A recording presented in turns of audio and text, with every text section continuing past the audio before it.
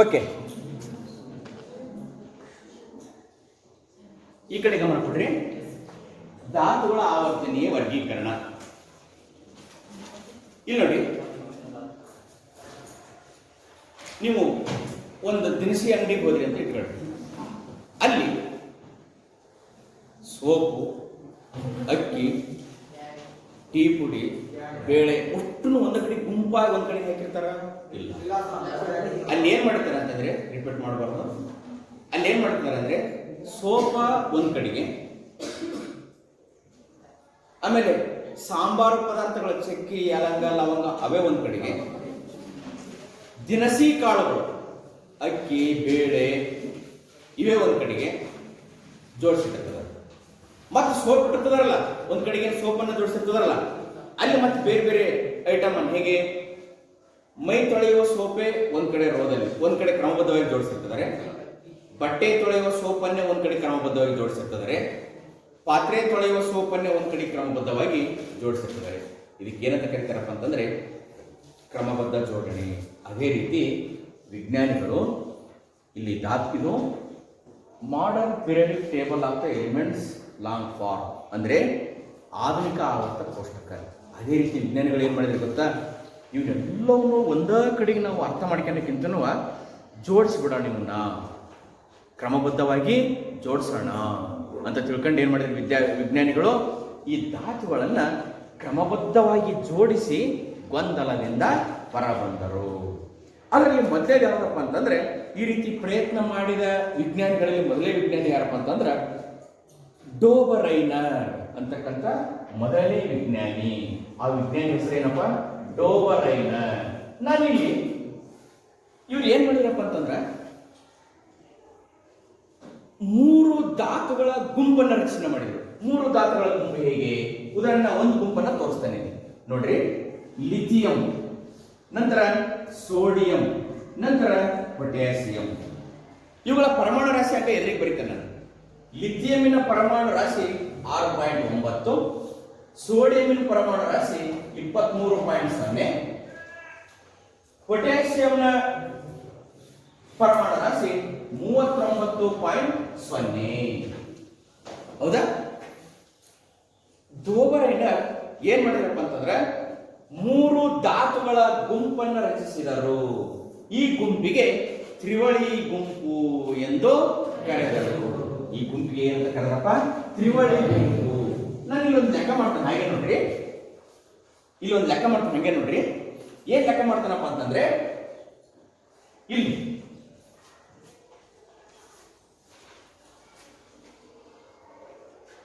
6.9 ಯಾವುದರ ಪರಮಾಣು ರಾಶಿ ಹೇಳಿ ನೋಡೋಣ? ಲಿಥಿಯಂ ಪ್ಲಸ್ 39 ಯಾವುದರ ಪರಮಾಣು ರಾಶಿ? ಪೊಟ್ಯಾಸಿಯಂ ಡಿವೈಡೆಡ್ ಬೈ 2 ಅಂತಕ್ಕಂಥ ಒಂದು ಲೆಕ್ಕ ಮಾಡ್ತಾನೆ. ಅವಾಗ ಏನ್ ಬಂತು? ಲೆಕ್ಕ ಮಾಡಿದಾಗ ಏನ್ ಬಂತು ಹೇಳಿ ನೋಡೋಣ? 6.9 ಪ್ಲಸ್ 39.0 ಎಷ್ಟು ಅಂತ ಕೂಡಿಸಿದಾಗ 39 6 45.9 ಡಿವೈಡೆಡ್ ಬೈ 2 ಬಾಕ್ಸದಾಗ ಎಷ್ಟು ಬಂತು? ಬಾಕ್ಸ್ ಅಣ್ಣ 2 2 4 ಮತ್ 2 2 4 ಇನ್ನು ಒಂದು ಉಳಿತು. ಹೌದನಪ್ಪ? ಪಾಯಿಂಟ್ ಹೌದನಪ್ಪ? ಈ ಕಡೆ ಬಂದು ಏನಾಗ್ತದೋ 19 ಅಂತ. ಹೌದಾ? 2 9 ಹೌದನಪ್ಪ? 22.9. ಈ 22.9 ಇಲ್ಲಿ ನೋಡಿ, ಇದಕ್ಕೆ ಸರಿಸುಮಾರು ಸಮತಾನೆ. 22.9 ಇದಕ್ಕೆ ಸರಿಸುಮಾರು ಸಮತಾನೆ. ಎಸ್, ಈ ನಿಯಮ ಕೇಳ್ತಿದ್ದಾರೆ. ಹಾಗಾದ್ರೆ 22.9 ಎದಕ್ಕೆ ಸರಿಸುಮಾರು ಸಮ? 23.0. ಹಾಗಾದ್ರೆ 23.0 ಏನು? ಈ 23.0 ಯಾವುದರ ಪರಮಾಣು ರಾಶಿ? ಇದು ಯಾವುದರ ಪರಮಾಣು ರಾಶಿ? ಪರಮಾಣು ರಾಶಿ. ಈ 23 ಯಾವುದರ ಪರಮಾಣು ರಾಶಿ? ಹಾಗಾದ್ರೆ ನಾನು ಇಲ್ಲಿ ಬರೆದಿದ್ದು, ಇಲ್ಲಿ ಲೆಕ್ಕ ಮಾಡಿದ್ದಕ್ಕೂ ಒಂದು ವಾಕ್ಯ ಹೇಳ್ಬೋದು ನೋಡ್ರಿ. ಈ ಸೋಡಿಯಂನ ಪರಮಾಣು, ಈ ಮೊದಲನೇ ಧಾತು, ಹೌದಾ? ಮೊದಲನೇ ಧಾತುವಿನ ಪರಮಾಣು ರಾಶಿ ಪ್ಲಸ್ ಪೊಟ್ಯಾಸಿಯಂನ ಪರಮಾಣು ರಾಶಿ, ಇವುಗಳ ಸರಾಸರಿ ಯಾವುದರ ಪರಮಾಣು ರಾಶಿ ಸಮ? ಯಾವುದರ ಪರಮಾಣು ರಾಶಿ ಸಮ? ಸೋಡಿಯಂನ ಪರಮಾಣು ರಾಶಿಗೆ ಸಮ. ಈಗ ಒಂದು ವಾಕ್ಯ ಹೇಳೋಣ. ಈಗ ಏನ್ ಹೇಳ್ಬೇಕಪ್ಪ ಅಂತಂದ್ರೆ ಡೋಬರೈನರ್ ಈಗ ಹೇಳ್ತಾನೆ ನೋಡ್ರಿ, ತ್ರಿವಳಿ ಧಾತುಗಳ ಗುಂಪಿನಲ್ಲಿ ಮಧ್ಯಮ ಧಾತುವಿನ ಪರಮಾಣು ರಾಶಿಯು ಉಳಿದೆರಡು ಹಗುರ ಮತ್ತು ಭಾರ ಧಾತುವಿನ ಪರಮಾಣು ರಾಶಿಗೆ ಸರಿಸುಮಾರು ಸರಾಸರಿ ಸಮ.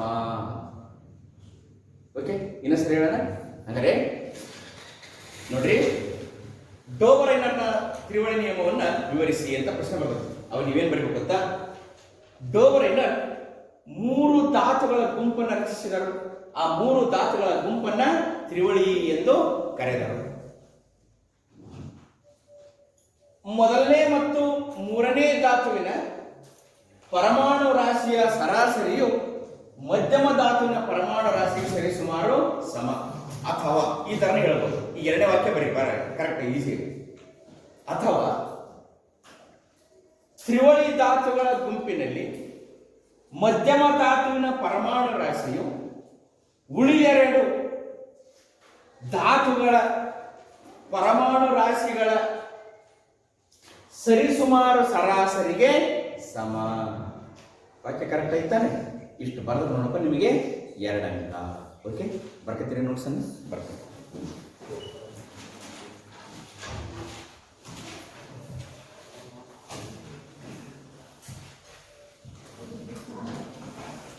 ಓಕೆ, ನ್ಯೂಲ್ಯಾಂಡ್ನ ಅಷ್ಟಕ ನಿಯಮ. ಅಷ್ಟಕ ಅಂದ್ರೆ ಏನು? 8. 1 2 3 4 5 6 7 8 ಈ ತರ 8 ಕಾಲ ಮಾಡ್ತಾರೆ. Listen to me. ನ್ಯೂಲ್ಯಾಂಡ್ನ ಅಷ್ಟಕ ನಿಯಮ ಏನ್ ಮಾಡಿರಪ್ಪ ಅಂತಂದ್ರೆ, ನ್ಯೂಲ್ಯಾಂಡ್ ಅವರು ಪರಮಾಣು ರಾಶಿ ಸಂಖ್ಯೆ ಏರಿಕೆ ಕ್ರಮದಲ್ಲಿ ಧಾತುಗಳನ್ನ 1 ರಿಂದ 56ರವರೆಗೆ ಜೋಡಿಸಿದರು. 1 ರಿಂದ 56ರವರೆಗೆ ಜೋಡಿಸಿದರು. ಓಕೆ, ಇಲ್ಲಿ ಏನ್ ಮಾಡಿದ್ರಪ್ಪ ಅಂತಂದ್ರೆ ಅವರು ಮೊದಲನೇ ಧಾತುವನ್ನ ಹೈಡ್ರೋಜನ್ ಅನ್ನಾಗಿ ತೆಗೆದುಕೊಂಡ್ರು. ಮೊದಲನೇ ಧಾತುವನ್ನು ಏನಾಗಿ ತೆಗೆದುಕೊಂಡ್ರಪ್ಪ ಅವರು? ಹೈಡ್ರೋಜನ್. ಕೊನೆಯ ಧಾತುವನ್ನ ಥೋರಿಯಂ ಅನ್ನಾಗಿ ತೆಗೆದುಕೊಂಡ್ರು. ಕೊನೆಯ ಧಾತುವನ್ನು ಏನ್ ತೆಗೆದುಕೊಂಡ್ರು? ಥೋರಿಯಂ.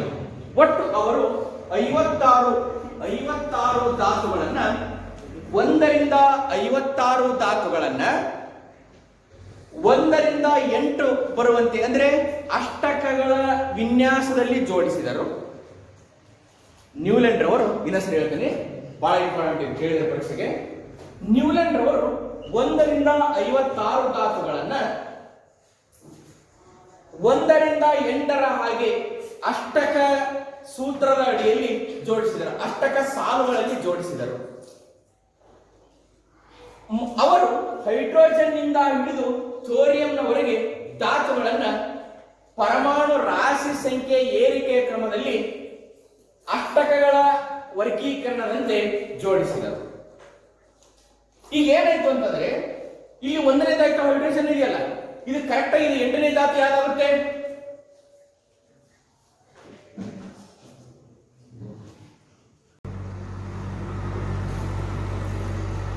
ನ್ಯೂಲ್ಯಾಂಡ್ ಅವರು ಧಾತುಗಳನ್ನು ಪರಮಾಣು ರಾಶಿ ಸಂಖ್ಯೆ ಏರಿಕೆ ಕ್ರಮದಲ್ಲಿ ಅಷ್ಟಕದ ಹಾಗೆ ಜೋಡಿಸಿದರು. ಅಷ್ಟಕ ಎಂದರೆ 8. ಅವರು ಹೈಡ್ರೋಜನ್ ನಿಂದ ಥೋರಿಯಂನವರೆಗೆ 1 ರಿಂದ 56 ಧಾತುಗಳನ್ನ ಪರಮಾಣು ರಾಶಿ ಸಂಖ್ಯೆ ಏರಿಕೆ ಕ್ರಮದಲ್ಲಿ ಜೋಡಿಸಿದರು. ಇಲ್ಲಿ ನೋಡಿ, ಹೈಡ್ರೋಜನ್ ನಿಂದ 8ನೇ ಧಾತು ಯಾವ್ದಾಗುತ್ತೆ? ಎಫ್ ಆಗುತ್ತೆ, ಫ್ಲೋರಿನ್ ಆಗುತ್ತೆ. ಈ ಫ್ಲೋರಿನ್ ಹೈಡ್ರೋಜನ್ನಿನ ಗುಣಲಕ್ಷಣವನ್ನ ಹೋಲುತ್ತದೆ. ಓಕೆ, ನಾವು ಬರೀ ಹೈಡ್ರೋಜನ್ ಅಂತ ತೆಗೆದುಕೊಳ್ಳೋದು ಬೇಡ. ಲಿಥಿಯಂ ತೆಗೆದುಕೊಳ್ಳೋಣ. ಲಿಥಿಯಂನಿಂದ 8ನೇ ಧಾತು ಯಾವ್ದಾಗುತ್ತೆ? ಎಣಿಸ್ಕೊಂತ ಹೋಗಿ ನೋಡೋಣ. ಲಿಥಿಯಂ 1 ಅಂತ ಎಣಿಸೋಣ, ಇದನ್ನ 2 ಅಂತ ಎಣಿಸೋದು ಬೇಡ, ಇಲ್ಲಿಂದ ತೆಗೆದುಕೊಳ್ಳೋಣ ನಾವು. 1 2 3 4 5 6 7 8. ಹಾಗಾದ್ರೆ 8ನೇ ಧಾತು ಯಾವ್ದಾಯ್ತು? ಸೋಡಿಯಂ. ಸೋಡಿಯಂ ಗುಣಲಕ್ಷಣದಲ್ಲಿ ಯಾವ್ದನ್ನು ಹೋಲ್ತಾ ಇತ್ತು? ಲಿಥಿಯಂ ಅನ್ನ ಹೋಲ್ತಾ ಇತ್ತು. ಹಾಗಾದ್ರೆ ಬೇಡ, ಹೈಡ್ರೋಜನ್ ತೆಗೆದುಕೊಂಡೆ, ಲಿಥಿಯಂ ಬೇಡ, ಬೇರೆ ಧಾತು ಬೇರೆ ಇದು ತೆಗೆದುಕೊಳ್ಳೋಣ. ಇದರಿಂದ 8ನೇ ಯಾವ್ದು ಹಾಕುತ್ತೆ ನೋಡೋಣ. 1 2 3 4 5 6 7 8. ಈ ಸಿಲಿಕಾನ್ ಗುಣದಲ್ಲಿ ಕಾರ್ಬನ್ ಅನ್ನು ಹೋಲುತ್ತದೆ. ಹಾಗೆ ಒಂದು ವಾಕ್ಯ ಹೇಳೋಣ. ನ್ಯೂಲ್ಯಾಂಡ್ ಅವರು ಹೈಡ್ರೋಜನ್ ನಿಂದ ಥೋರಿಯಂನವರೆಗೆ 1 ರಿಂದ 56 ಧಾತುಗಳನ್ನ ಅವುಗಳ ರಾಶಿ ಏರಿಕೆ ಕ್ರಮದಲ್ಲಿ ಜೋಡಿಸಿದರು. 1ರಿಂದ 8ರ ಹಾಗೆ ಜೋಡಿಸಿದರು. ಪ್ರತಿ 8ನೆಯ ಧಾತು ಗುಣಲಕ್ಷಣದಲ್ಲಿ ಮೊದಲನೆಯ ಧಾತುವನ್ನ ಹೋಲುತ್ತದೆ. ಇದು ನ್ಯೂಲ್ಯಾಂಡ್ ರವರ ಅಷ್ಟಕ ನಿಯಮ. ಓಕೆ, ಇನ್ನೊಂದ್ಸರಿ ಹೇಳೋಣ. ಧಾತುಗಳನ್ನು ಅವುಗಳ ಪರಮಾಣು ರಾಶಿ ಸಂಖ್ಯೆ ಏರಿಕೆ ಕ್ರಮದಲ್ಲಿ ಜೋಡಿಸಿದಾಗ ಅಷ್ಟಕಗಳಂತೆ ಜೋಡಿಸಿದಾಗ ಪ್ರತಿ 8ನೆಯ ಧಾತು ಗುಣಲಕ್ಷಣದಲ್ಲಿ ಮೊದಲನೆಯ ಧಾತುವನ್ನ ಹೋಲುತ್ತದೆ. ಇದು ನ್ಯೂಲ್ಯಾಂಡನ ಅಷ್ಟಕ ನಿಯಮ. ಓಕೆ, ಬಟ್ಟೆ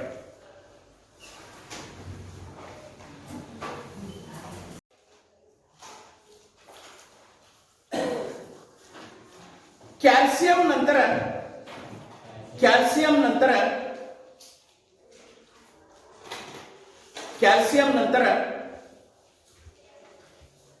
ಧಾತುವಿನ ಗುಣಗಳು ಕ್ಯಾಲ್ಸಿಯಂ ನಂತರ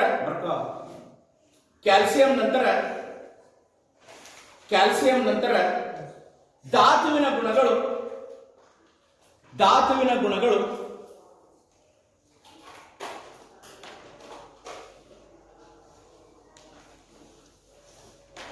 ಅಷ್ಟಕ ನಿಯಮವನ್ನ ಅನ್ವಯಿಸುವುದಿಲ್ಲ. ಕ್ಯಾಲ್ಸಿಯಂನ ನಂತರ ಧಾತುಗಳು ಅಷ್ಟಕ ನಿಯಮವನ್ನ ಅನ್ವಯಿಸುವುದಿಲ್ಲ.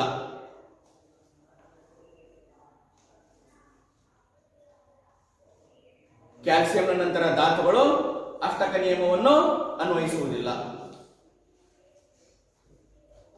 2ನೇ ಪಾಯಿಂಟ್,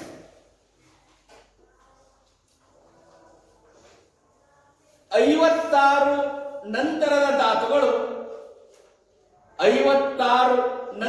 ಧಾತುಗಳು ಆವಿಷ್ಕರಣೆಗೊಂಡಾಗ 56 ನಂತರದ ಧಾತುಗಳು ಆವಿಷ್ಕರಣೆಗೊಂಡಾಗ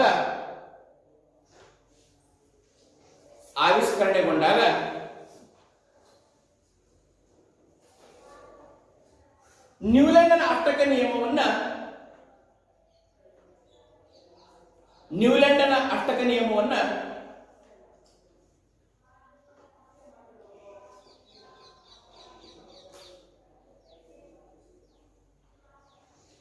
ಅನುಕರಣೆ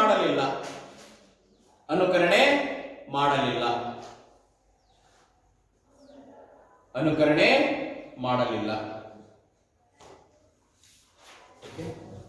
ಇವು ನ್ಯೂಲ್ಯಾಂಡನ ಅಷ್ಟಕ ನಿಯಮದ ನ್ಯೂನತೆಗಳಾಗಿದ್ದಾವೆ. ಅಂದ್ರೆ ಕ್ಯಾಲ್ಸಿಯಂ ನಂತರ ನ್ಯೂಲ್ಯಾಂಡನ ಅಷ್ಟಕ ನಿಯಮ ಹೋಲಲಿಲ್ಲ. 56ನೇ ಧಾತುಗಳ ನಂತರ ಆವಿಷ್ಕರಿಸಿದ ಧಾತುಗಳು ನ್ಯೂಲ್ಯಾಂಡನ ಅಷ್ಟಕ ನಿಯಮವನ್ನ ಅನುಕರಣೆ ಮಾಡಲಿಲ್ಲ. ಓಕೆ, ಮುಂದಿನ ಪ್ರಶ್ನೆ. ಮೆಂಡೆಲಿಯವ್ ಆವರ್ತ ಕೋಷ್ಟಕ ನಿಯಮ ಬರೆಯಿರಿ.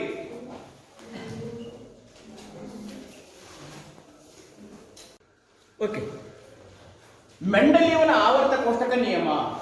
ಮೆಂಡೆಲಿಯವರು ಕೂಡ ಧಾತುಗಳನ್ನ ಪರಮಾಣು ರಾಶಿ ಸಂಖ್ಯೆ ಏರಿಕೆ ಕ್ರಮದಲ್ಲಿ ಜೋಡಣೆಗೊಳಿಸಿದರು. ಹೇಗೆಂತಂದ್ರೆ, ಕಡಿಮೆ ಪರಮಾಣು ರಾಶಿಯನ್ನು ಹೊಂದಿರುವ ಧಾತುವನ್ನ ಮೊದಲಿಗೆ, ಹೆಚ್ಚಿನ ಪರಮಾಣು ರಾಶಿಯನ್ನು ಹೊಂದಿರತಕ್ಕಂಥ ಧಾತುವನ್ನ ನಂತರ ಜೋಡಿಸಿದರು. ಓಕೆ, ಹಂಗಾರೆ ಮೆಂಡೆಲಿಯವನ ಆವರ್ತ ಕೋಷ್ಟಕ ನಿಯಮ ಏನ್ ಹೇಳ್ತದೆ ಅಂತಂದ್ರೆ, ಧಾತುಗಳ ಗುಣಲಕ್ಷಣಗಳು ಅವುಗಳ ಪರಮಾಣು ರಾಶಿ ಸಂಖ್ಯೆಯ ಆವರ್ತನೀಯ ಪುನರಾವರ್ತನೆಗಳು. ಓಕೆ, ಹಾಗಾದ್ರೆ ಇನ್ನೊಂದ್ಸರಿ ಹೇಳೋಣ. ಮೆಂಡೆಲಿಯವನ ಆವರ್ತ ಕೋಷ್ಟಕ ನಿಯಮವನ್ನ ಧಾತುಗಳ ಗುಣಗಳು ಅವುಗಳ ಪರಮಾಣು ರಾಶಿ ಸಂಖ್ಯೆಯ ಆವರ್ತನೀಯ ಪುನರಾವರ್ತನೆಗಳು.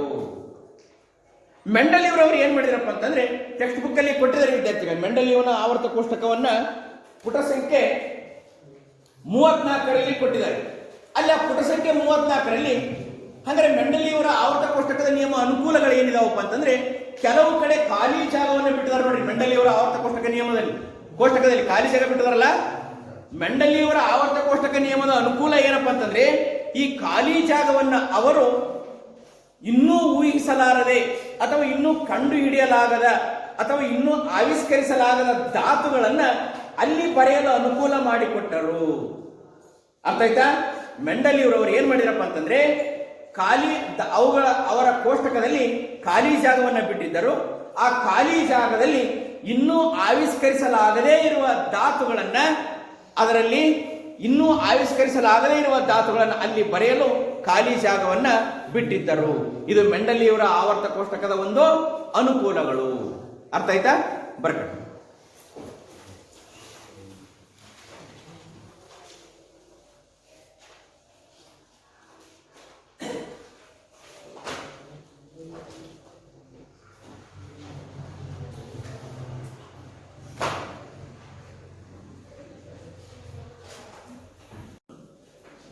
ಓಕೆ, ಹಾಗಾದ್ರೆ ಮೆಂಡಲಿಯವರವರ ಆವರ್ತ ಕೋಷ್ಟಕದ ಒಂದನೇ ಉಪಯೋಗ ಏನಪ್ಪಾ ಅಂತಂದ್ರೆ, ಅವರು ಆವರ್ತ ಕೋಷ್ಟಕದಲ್ಲಿ ಖಾಲಿ ಜಾಗವನ್ನು ಬಿಟ್ಟಿದ್ದರು.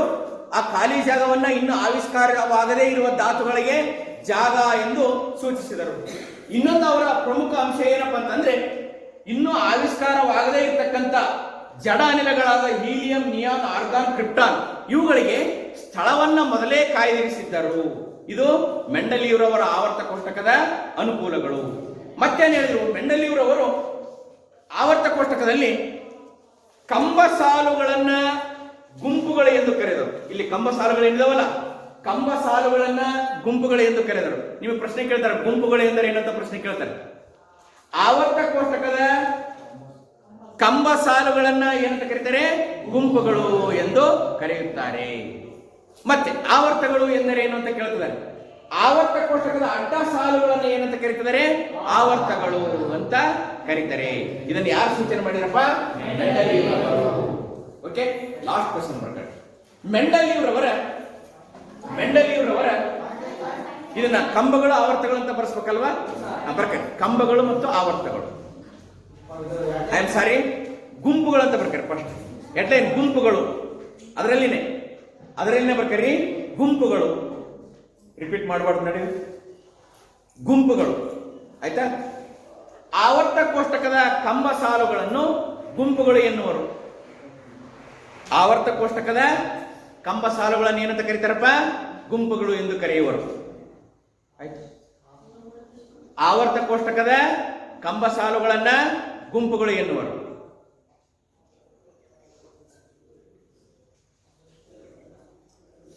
ಆಯ್ತು? ನೆಕ್ಸ್ಟ್, ಆವರ್ತ ಕೋಷ್ಟಕದ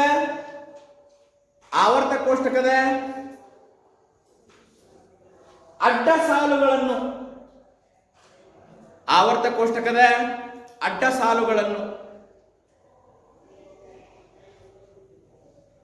ಆವರ್ತಗಳು ಎಂದು ಕರೆದರು. ನೀವು ಪ್ರತ್ಯೇಕವಾಗಿ ಪ್ರಶ್ನೆ ಕೇಳ್ತಿದ್ದಾರೆ, ಏನಂತ? ಗುಂಪುಗಳು ಎಂದರೇನು, ಆವರ್ತಗಳು ಎಂದರೇನು?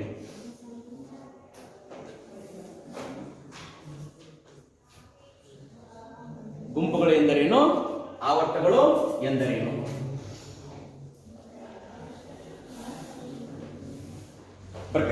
Last question. ಮೆಂಡಲಿಯವರವರ ಪ್ರಶ್ನೆ, ಮೆಂಡಲಿಯವರವರ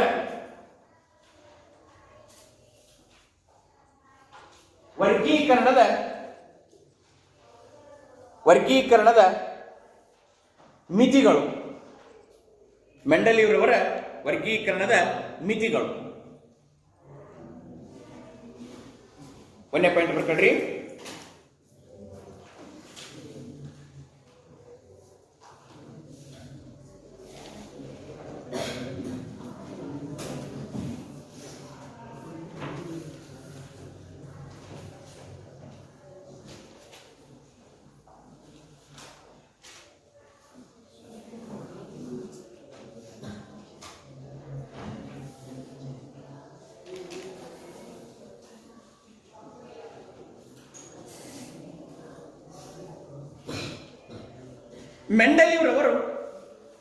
ಮೆಂಡಲಿಯವರವರು ಹೈಡ್ರೋಜನ್ನಿಗೆ ಸ್ಥಿರವಾದ ಸ್ಥಾನವನ್ನು ಕೊಡಲಿಲ್ಲ.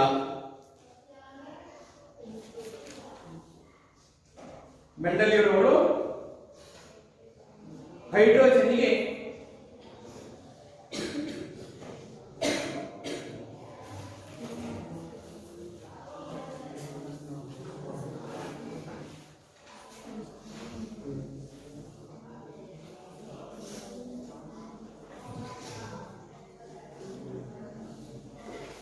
ಮೆಂಡಲ್ ಇವರವರು ಹೈಡ್ರೋಜನ್ಗೆ ಸ್ಥಿರವಾದ ಸ್ಥಾನವನ್ನ ಕೊಡಲಿಲ್ಲ. ಎರಡನೇ ಪಾಯಿಂಟ್ ಸಮಸ್ಥಾನಿಗಳ ಕುರಿತು ವಿವರಿಸಲಿಲ್ಲ. ಸಮಸ್ಥಾನಿಗಳ ಕುರಿತು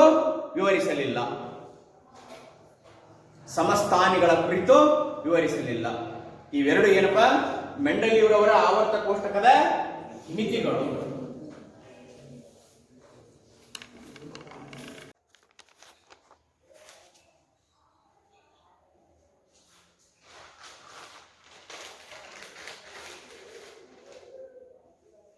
ವಿದ್ಯಾರ್ಥಿಗಳು, ನಿಮ್ಮ ಎದುರಿಗಿರೋ modern periodic table of the elements ಅಂದರೆ ಆಧುನಿಕ ಆವರ್ತ ಕೋಷ್ಟಕ.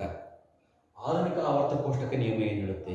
ಈ ಹಿಂದೆ ನಾವು ಏನೇನು ಅಧ್ಯಯನ ಮಾಡಿದೆವಪ್ಪ ಅಂತಂದರೆ ಡೋಬರೈನರ್ನ ತ್ರಯಗಳ ನಿಯಮ, ನ್ಯೂಲ್ಯಾಂಡನ ಅಷ್ಟಕ ನಿಯಮ ಇವನ್ನ ಅಧ್ಯಯನ ಮಾಡಿದ್ವಿ. ಈಗ ನಾವು ಆಧುನಿಕ ಆವರ್ತ ಕೋಷ್ಟಕ ನಿಯಮವನ್ನು ಅಧ್ಯಯನ ಮಾಡೋಣ. ಆಧುನಿಕ ಆವರ್ತ ಕೋಷ್ಟಕ ನಿಯಮ ಏನು ಹೇಳುತ್ತೆ ಅಂತಂದರೆ ಧಾತುಗಳ ಗುಣಗಳು, ಇವೆಲ್ಲ ಧಾತುಗಳಿದಾವಲ್ಲ, ಇವುಗಳ ಗುಣಗಳು ಅವುಗಳ ಪರಮಾಣು ಸಂಖ್ಯೆಯ, ಇಲ್ಲಿ ಪರಮಾಣು ಸಂಖ್ಯೆಯನ್ನು ಕಾಣಿಸಿದೆ. ಹೈಡ್ರೋಜನ್ ಇಂದ 1, ಲಿಥಿಯಂ ಇಂದ 3, ಸೋಡಿಯಂ ಇಂದ 11, ಪೊಟ್ಯಾಸಿಯಂ ಇಂದ 19. ಧಾತುವಿನ ಗುಣಗಳು ಅವುಗಳ ಪರಮಾಣು ಸಂಖ್ಯೆಯ ಆವರ್ತನೀಯ ಪುನರಾವರ್ತನೆಗಳು ಅಂತ ನಿಯಮವನ್ನು ಬರೆಯಬೇಕು. ಇನ್ನೊಂದ್ಸರಿ ಹೇಳ್ತೀನಿ, ಆಧುನಿಕ ಆವರ್ತ ಕೋಷ್ಟಕ ನಿಯಮವನ್ನು ಬರೆಯಿರಿ. ಬರ್ಕೊಳ್ಳಿ.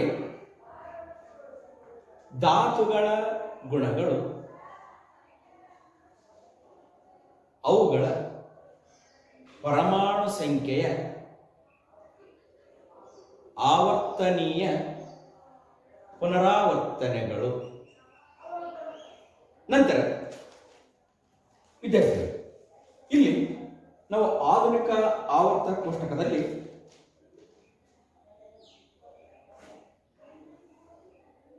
ಹದಿನೆಂಟು ಕಂಬ ಸಾಲುಗಳನ್ನ ನಾವು ಏನಂತ ಕರಿತೇವಪ್ಪ ಅಂತಂದ್ರೆ ಗುಂಪುಗಳಿವೆ, ಗುಂಪುಗಳು ಅಂತ ಕರಿತೇವೆ. ಗುಂಪುಗಳು ಎಷ್ಟು ಗುಂಪುಗಳಿದಾವೆ? 1, 2, 3, 4 ಈ ರೀತಿ 18 ಕಂಬ ಸಾಲುಗಳು ಇವೆ. 18 ಕಂಬ ಸಾಲುಗಳಿವೆ. ಇವುಗಳನ್ನೇ ಗುಂಪುಗಳು ಎಂದು ಕರೆಯುತ್ತೇವೆ. ಇನ್ನೊಂದ್ಸರಿ ಹೇಳ್ತೀನಿ, ಗುಂಪುಗಳೆಂದರೆ ಏನು? ಆಧುನಿಕ ಆವರ್ತ ಕೋಷ್ಟಕದಲ್ಲಿ 18 ಕಂಬ ಸಾಲುಗಳು ಇವೆ. ಇದನ್ನೇ ಗುಂಪುಗಳು ಎಂದು ಕರೆಯುತ್ತೇವೆ. ನಂತರ ಆವರ್ತಗಳು. ಆಧುನಿಕ ಆವರ್ತ ಕೋಷ್ಟಕದಲ್ಲಿ ಅಡ್ಡ ಸಾಲುಗಳನ್ನ ನೋಡಿ. ಅಡ್ಡ ಸಾಲು, ಎಷ್ಟು ಅಡ್ಡ ಸಾಲುಗಳಿದಾವೆ? 1 ಅಡ್ಡ ಸಾಲು, 2, 3, 4, 5, 6, 7, ಒಟ್ಟು 7. ಇವು ಕೂಡ ಇದಕ್ಕೆ ಸೇರ್ತದೆ, ಅದಕ್ಕೆ 6 ಅಂತ ಬರೆದಿದೆ. ಆಧುನಿಕ ಆವರ್ತ ಕೋಷ್ಟಕದಲ್ಲಿರುವ ಅಡ್ಡ ಸಾಲುಗಳನ್ನ ಆವರ್ತಗಳು ಎಂದು ಕರೆಯುತ್ತೇವೆ. ಆಧುನಿಕ ಆವರ್ತ ಕೋಷ್ಟಕದಲ್ಲಿರುವ ಅಡ್ಡ ಸಾಲುಗಳನ್ನ ಆವರ್ತಗಳು ಎಂದು ಕರೆಯುತ್ತೇವೆ. ಒಟ್ಟು ಎಷ್ಟು ಆವರ್ತಗಳಿವೆ? 1, 2, 3, 4, 5, 6, 7 ಆವರ್ತಗಳಿವೆ. 7 ಆವರ್ತಗಳು ಇವೆ. ಇನ್ನು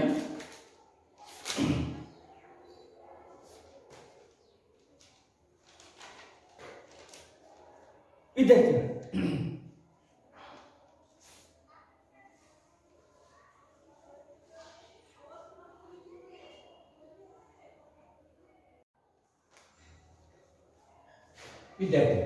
ಗುಂಪಿನಲ್ಲಿ ವೇಲೆನ್ಸಿ ಮತ್ತು ಕವಚ ಏನಾಗುತ್ತದೆ ಅನ್ನೋದು ನೋಡೋಣ. ಇಲ್ಲಿ ಫ್ಲೋರಿನ್, ಕ್ಲೋರಿನ್, ಬ್ರೋಮಿನ್ 17ನೇ ಗುಂಪಿನಲ್ಲಿ ಬರ್ತದೆ. ಫ್ಲೋರಿನ್, ಕ್ಲೋರಿನ್, ಬ್ರೋಮಿನ್ 17ನೇ ಗುಂಪಿನಲ್ಲಿ ಬರ್ತದೆ. ಅವುಗಳ ಎಲೆಕ್ಟ್ರಾನ್ ವಿನ್ಯಾಸ ಬರೆಯೋಣ. ಫ್ಲೋರಿನ್ ಸಂಕೇತ F. ಫ್ಲೋರಿನ್ ಅದಕ್ಕೆ ಎಲೆಕ್ಟ್ರಾನ್ ಸಂಖ್ಯೆ ಎಷ್ಟಪ್ಪ ಅಂತಂದ್ರೆ 9. ಎಲೆಕ್ಟ್ರಾನ್ ವಿನ್ಯಾಸ ಬರಿತೀನಿ. 1s2, 2s2, 2p, 1s2, 2s2, 2p, 5 ಅಂತ ಬರ್ತದೆ. ಇಲ್ಲಿಗೆ 9 ಆಯ್ತು. 1s2 2s2 2p5. ಇದು ಕೆ ಕವಚ, ಇದು ಎಲ್ ಕವಚ. ಕವಚಗಳು ಫ್ಲೋರಿನ್. Next chlorine. ಪರಮಾಣು ಸಂಖ್ಯೆ ಕ್ಲೋರಿನ್ ಎಂದು 17. ಎಲೆಕ್ಟ್ರಾನ್ ವಿನ್ಯಾಸ ಮಾಡಿದ್ದೇನೆ. 1s2 2s2 2p6 ಇಲ್ಲಿ 10 ಆಯಿತು. 3s2 3p5 ಇಲ್ಲಿಗೆ 17 ಆಯಿತು. ಕೆ ಕವಚ, ಎಲ್ ಕವಚ, ಎಂ ಕವಚ. ಅದೇ ರೀತಿ ಫ್ಲೋರಿನ್, ಕ್ಲೋರಿನ್, ಬ್ರೋಮಿನ್. ಬ್ರೋಮಿನ್ ಅದು 17ನೇ ಗುಂಪಿನಲ್ಲಿದೆ. ಬ್ರೋಮಿನ್ 35. ಬ್ರೋಮಿನ್ ಪ್ರಮಾಣ ಬ್ರೋಮಿನ್ Br 35 ಎಲೆಕ್ಟ್ರಾನ್ ವಿನ್ಯಾಸ ಬರೀತದನಿ. 1s2 ಕೆ ಕವಚ, 2s2 2p6 ಎಲ್ ಕವಚ, 3s2 3p6 ಅಲ್ಲಿಗೆ 1s2 2s2 2p6 3s2 3p6 3d10 ಅಲ್ಲಿಗೆ KL M ಕವಚ 10 6 16 16 2 18 18 18 24 24 2 26 26 2 28. ಇನ್ನ ಎಷ್ಟು ಎಲೆಕ್ಟ್ರಾನ್ ಉಳಿದು ಅಂತಂದ್ರೆ ಇನ್ನೂ ಕೂಡ 7 ಎಲೆಕ್ಟ್ರಾನ್ ಇದೆ. ಇನ್ನ 4s2 ಕೊನೆಯದಾಗಿ 4s2 4p5 4s2 4p5 ಇದು KLMN ಕವಚ. ವಿದ್ಯಾರ್ಥಿ, ನಮ್ಮ ಪ್ರಶ್ನೆ ಏನಪ್ಪ ಅಂತಂದ್ರೆ ಗುಂಪಿನಲ್ಲಿ ವೇಲೆನ್ಸಿ ನೋಡಿ. ಕೊನೆಯಲ್ಲಿ ತುಂಬಿರುವ ಎಲೆಕ್ಟ್ರಾನ್ ಫ್ಲೋರಿನ್ ಪಿ ಆರ್ಬಿಟಲ್ ಕವಚ ತುಂಬಲು 1 ಎಲೆಕ್ಟ್ರಾನಿನ ಅವಶ್ಯಕತೆ ಇದೆ. ಆದ್ದರಿಂದ ಫ್ಲೋರಿನ್ನ ವೇಲೆನ್ಸಿ 1. ಅದೇ ರೀತಿ ಕ್ಲೋರಿನ್ ಸಂಪೂರ್ಣ ತುಂಬಿರುವ ಕವಚವನ್ನು ಹೊಂದಲು ಇನ್ನೂ ಕೂಡ 1 ಎಲೆಕ್ಟ್ರಾನ್ ಬೇಕು. ಏಕೆಂದರೆ ಪಿ ಆರ್ಬಿಟಲ್ 6 ಎಲೆಕ್ಟ್ರಾನ್ ಅನ್ನು ಒಳಗೊಂಡಿರುತ್ತದೆ. ಇಲ್ಲಿ 5 ಇದೆ, ಇದಕ್ಕೂ ಕೂಡ 1 ಎಲೆಕ್ಟ್ರಾನ್ ಬೇಕು. ಇನ್ನು ಬ್ರೋಮಿನ್ ಇದು ಕೂಡ ಸಂಪೂರ್ಣವಾಗಿ ತುಂಬಿದ ಕೊನೆಯ ಕವಚವನ್ನು ಹೊಂದಲು ಪಿಗೆ 6 ಎಲೆಕ್ಟ್ರಾನ್ ಬೇಕಾಗಿದೆ. ಇಲ್ಲಿ 5 ಎಲೆಕ್ಟ್ರಾನ್ ಇದೆ, ಇದಕ್ಕೂ ಕೂಡ 1 ಎಲೆಕ್ಟ್ರಾನ್ ಕೊರತೆ ಇದೆ. ಓಕೆ, ಇಲ್ಲಿ ಕೊನೆಯಲ್ಲಿ ತುಂಬಿರುವ ಅಥವಾ ಕೊನೆಯಲ್ಲಿ ಜೊತೆಯಾಗದೇ ಇರುವ ಎಲೆಕ್ಟ್ರಾನ್ಗಳನ್ನ ಅಥವಾ ಬಂಧ ಸಾಮರ್ಥ್ಯವನ್ನ ವೇಲೆನ್ಸಿ ಅಂತ ಕರಿತೇವೆ ಅಂತ ಹೇಳಿದ್ದೇನೆ. ನಾವೇನು ಅಧ್ಯಯನ ಮಾಡಕತ್ತೇವೆ ಅಂತಂದ್ರೆ ಗುಂಪಿನಲ್ಲಿ ವೇಲೆನ್ಸಿ. ನಾವು ಗುಂಪಿನಿಂದ ಮೇಲಿಂದ ಕೆಳಗೆ ಹೋದಂತೆ ವೇಲೆನ್ಸಿ ಏನಾಗುತ್ತೆ ಅನ್ನೋದನ್ನು ಅಧ್ಯಯನ ಮಾಡ್ತಾ ಇದ್ದೇವೆ. ಗುಂಪಿನಲ್ಲಿ ವೇಲೆನ್ಸಿ ಮೇಲಿನಿಂದ ಕೆಳಗೆ ಹೋದಂತೆ ಒಂದೇ ಆಗಿರುತ್ತದೆ. ಒಂದಲ್ಲ, ಒಂದೇ ವೇಲೆನ್ಸಿ ಆಗಿರುತ್ತದೆ. ಫ್ಲೋರಿನಿಂದ ಒಂದೇ ವೇಲೆನ್ಸಿ, ಕ್ಲೋರಿನಿಂದ ಒಂದೇ ವೇಲೆನ್ಸಿ, ಬ್ರೋಮಿನಿಂದ ಒಂದೇ ವೇಲೆನ್ಸಿ. ವೇಲೆನ್ಸಿ ಅಂದ್ರೆ ಏನು? ಕೊನೆಯ ಕವಚದಲ್ಲಿರುವ ಜೊತೆಯಾಗದ ಎಲೆಕ್ಟ್ರಾನ್ಗಳು ಅಥವಾ ಆ ಧಾತುವಿನ ಪರಮಾಣುವಿನ ಬಂಧ ಸಾಮರ್ಥ್ಯ, ಅದಕ್ಕೆ ವೇಲೆನ್ಸಿ ಅಂತ ಕರೀತಾ ಇದ್ದೇವೆ. ಇಲ್ಲಿ ಸಂಪೂರ್ಣವಾಗಿ ಕೊನೆಯ ಕವಚ ತುಂಬಲು ಪಿ ಆರ್ಬಿಟಲ್ಗೆ ಇನ್ನೊಂದು ಎಲೆಕ್ಟ್ರಾನ್ ಬೇಕು. 6 ಎಲೆಕ್ಟ್ರಾನ್ ಬೇಕು ಇದಕ್ಕೆ ಪಿ ಕವಚ ತುಂಬಲಿಕ್ಕೆ. ಆದ್ದರಿಂದ 5 ಎಲೆಕ್ಟ್ರಾನ್ ಅದಾವೆ, ಇನ್ನೊಂದು ಎಲೆಕ್ಟ್ರಾನ್ ಬೇಕು. ಇಲ್ಲಿ ಪಿ ಕವಚ ತುಂಬಲಿಕ್ಕೆ 5 ಎಲೆಕ್ಟ್ರಾನ್ ಅದಾವೆ, 6 ಎಲೆಕ್ಟ್ರಾನ್ ಬೇಕು, ಇನ್ನೊಂದು ಎಲೆಕ್ಟ್ರಾನ್ ಕೊರತೆ ಇದೆ. ಇಲ್ಲಿ ಕೂಡ ಪಿ ಕವಚ ಬ್ರೋಮಿನ್ ನಲ್ಲಿ 5 ಎಲೆಕ್ಟ್ರಾನ್ ಇದಾವೆ, 6 ಎಲೆಕ್ಟ್ರಾನ್ ಬೇಕಾಗಿತ್ತು, ಇನ್ನೊಂದು ಎಲೆಕ್ಟ್ರಾನ್ ಕೊರತೆ ಇದೆ. ಆದ್ದರಿಂದ ಈ ಹೇಳೋಣ ವಾಕ್ಯವನ್ನ ಗುಂಪಿನಲ್ಲಿ ವೇಲೆನ್ಸಿ ಏನಾಗುತ್ತದೆ ವಿವರಿಸಿ ಅಂತ ಪ್ರಶ್ನೆ ಬರುತ್ತೆ.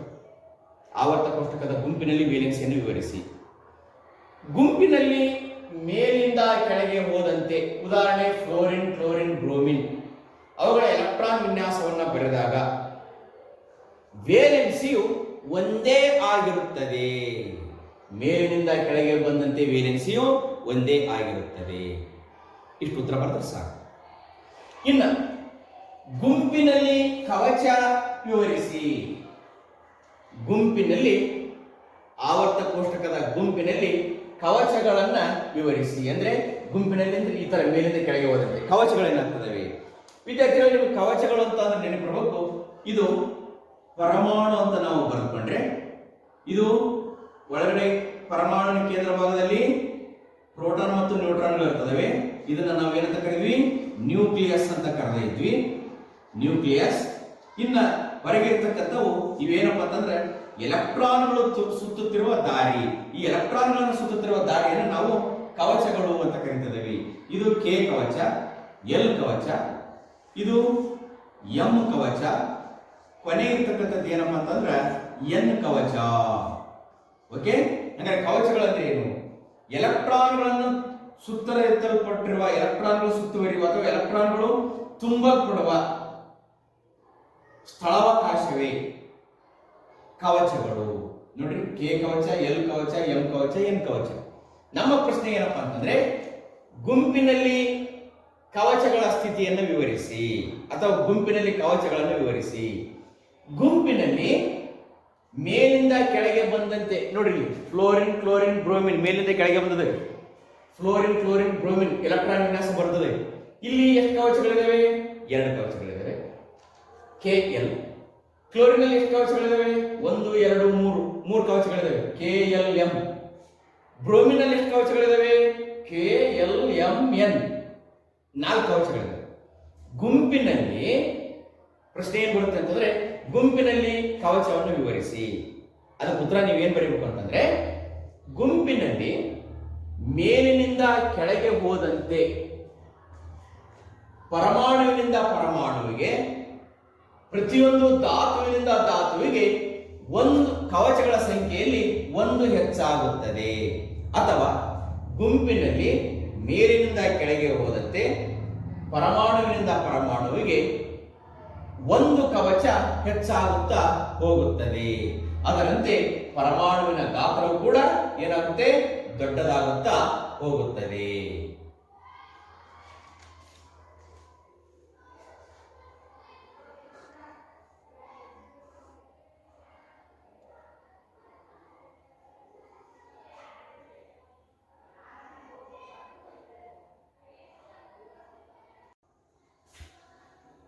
ಓಕೆ ವಿದ್ಯಾರ್ಥಿ, ಗುಂಪಿನಲ್ಲಿ ವೇಲೆನ್ಸಿ ಮತ್ತು ಕವಚ. ವೇಲೆನ್ಸಿ ಗುಂಪಿನಲ್ಲಿ ಮೇಲಿಂದ ಕೆಳಗೆ ಬಂದಂತೆ ಒಂದೇ ಇರುತ್ತದೆ. ಕವಚಗಳು ಗುಂಪಿನಲ್ಲಿ ಮೇಲಿಂದ ಕೆಳಗೆ ಬಂದಂತೆ 1 ಕವಚ ಹೆಚ್ಚುತ್ತಾ ಬರುತ್ತದೆ. ಅದೇ ರೀತಿ ಆವರ್ತದಲ್ಲಿ ನೋಡೋಣ. ಆವರ್ತಗಳಲ್ಲಿ ವೇಲೆನ್ಸಿ ಮತ್ತು ಕವಚ ವಿವರಿಸಿ ಅಂತ ಪ್ರಶ್ನೆ ಬರುತ್ತೆ. ಅವಾಗೇನು ವಿವರಣೆ ಕೊಡಬೇಕು ಮತ್ತೆ ಕೇಳಿ. ಆವರ್ತಗಳಲ್ಲಿ ವೇಲೆನ್ಸಿ, ನಾವಿಲ್ಲಿ 3ನೇ ಆವರ್ತವನ್ನು ತೆಗೆದುಕೊಳ್ಳೋಣ. Sodium, magnesium, aluminium, silicon, phosphorus, sulphur, chlorine. ಇಲ್ಲಿರ್ತಕ್ಕಂಥ ಧಾತುಗಳಲ್ಲಿ ಕೊನೆಯಲ್ಲಿ ತುಂಬುವ ಎಲೆಕ್ಟ್ರಾನ್ ಒಂದೇ ಕವಚವನ್ನು ಪ್ರವೇಶಿಸುತ್ತದೆ. ಉದಾಹರಣೆಗೆ ಸೋಡಿಯಂ ತೆಗೆದುಕೊಳ್ಳೋಣ. Na ಅಂದ್ರೆ ಪರಮಾಣು ಸಂಖ್ಯೆ 11 ಅಂತ ಇದೆ. ಎಲೆಕ್ಟ್ರಾನ್ ವಿನ್ಯಾಸ ಬರಿತಾ ಇದ್ದೀನಿ. 1s2, 2s2, 2p, 2p6, 3s1. ಇದು ಕೆ ಕವಚ, ಎಲ್ ಕವಚ, ಎಂ ಕವಚ. ಸೋಡಿಯಂ ಇಂದಾಯ್ತು. ಮೆಗ್ನೀಸಿಯಂ ತೆಗೆದುಕೊಳ್ತದೆ. Mg ಮೆಗ್ನೀಸಿಯಂ ಪರಮಾಣು ಸಂಖ್ಯೆ 12 ಅಂತ ಇದೆ. ಎಲೆಕ್ಟ್ರಾನ್ ವಿನ್ಯಾಸ ಬರಿತಾ ಇದ್ದೀನಿ. 1s2, 2s2, 2p6, 3s2. Okay, ಇದು ಕೆ ಕವಚ, ಎಲ್ ಕವಚ, ಎಂ ಕವಚ. ಇಲ್ಲಿ ವಿದ್ಯಾರ್ಥಿಗಳೇ ಸೋಡಿಯಂ, ಮೆಗ್ನೀಸಿಯಂ, ಅಲ್ಯೂಮಿನಿಯಂದು ಬರೆದಾಗ ಕೊನೆಯಲ್ಲಿ ತುಂಬುವ ಎಲೆಕ್ಟ್ರಾನ್ 3ನೇ ಎಂ ಕವಚ ಅಂದ್ರೆ 3ನೇ ಕವಚಕ್ಕೆ ಹೋಗುತ್ತದೆ. ಇದು ಕವಚಗಳ ಸಂಖ್ಯೆ 1 ಅಂತ ಕರೆಯೋಣ. ಇದು 2, ಇದು 3.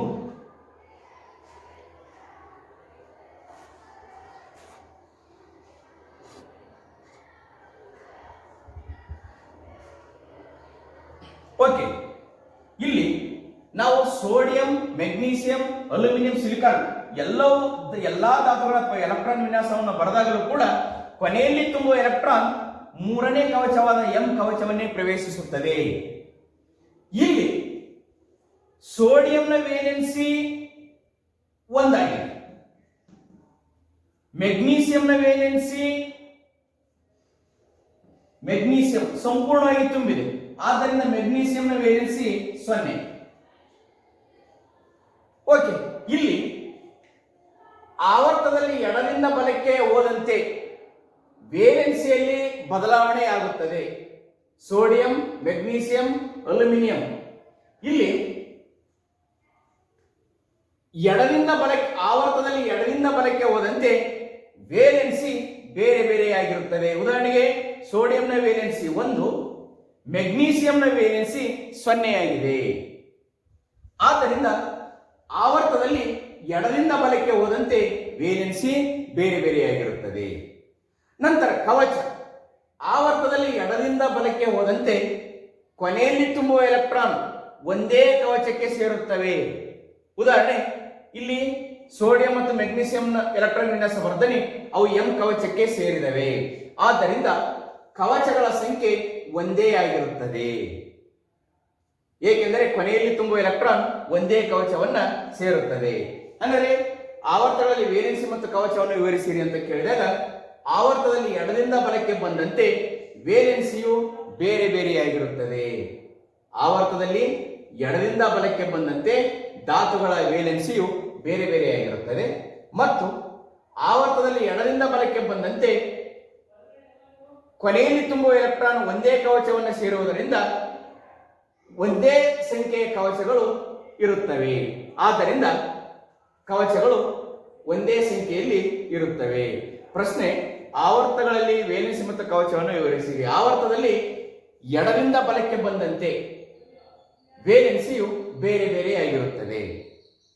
ಇನ್ನು ಆವರ್ತಗಳಲ್ಲಿ ಕವಚವನ್ನು ವಿವರಿಸಿ ಅಂತ ಕೇಳಿದಾಗ ಉತ್ತರವನ್ನು ಈ ರೀತಿ ಬರಬೇಕಾಗುತ್ತೆ.